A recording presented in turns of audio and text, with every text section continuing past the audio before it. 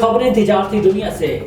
Director communication IMF نے پاکستان کے energy sector میں ریفارمز کا مطالبہ کیا ہے۔ ڈائریکٹر کمیونیکیشن IMF جولی کوزیک نے کہا ہے کہ توانائی کے شعبے میں اصلاحات لائی جائیں تاکہ انرجی سیکٹر کی کارکردگی کو بہتر بنایا جا سکے۔ پاکستان میں امیر طبقے پر زیادہ ٹیکس عائد کیے جانا چاہیے۔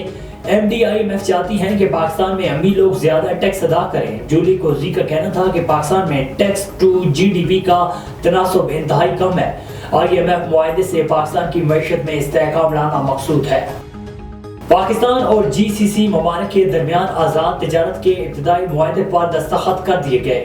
سعودی دارالحکومت ریاض میں وفاقی وزیر تجارت ڈاکٹر اعجاز گور اور GCC ممالک کی تنظیم خلیج تعاون کے سیکرٹری جنرل جاسم محمد کے درمیان وفود کی سطح پر آزاد تجارت کے حوالے سے مذاکرات ہوئے۔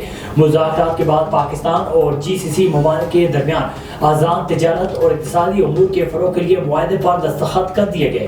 نگران وفاقی وزیر تجارت ڈاکٹر اعجاز گور اور GCC ممالک تنظیم کے سیکرٹری جنرل جاسم محمد نے معاہدے پر دستخط کیے، جس پر دونوں رہنماؤں کا کہنا تھا کہ اس معاہدے سے پاکستان اور ان ممالک کے درمیان تجارتی سرگرمیوں کو فروغ ملے گا اور معاشی ترقی ہوگی۔ FBI نے ٹیکس گوشوارے جمع کرانے کی آخری تاریخ میں توسیع نہ کرنے کا فیصلہ کیا ہے۔ FBI کے مطابق انکم ٹیکس گوشوارے داخل کرانے کی آخری تاریخ 30 ستمبر ہے۔ اب تک 17 لاکھ سے زیادہ افراد ٹیکس گوشوارے جمع کرا چکے ہیں۔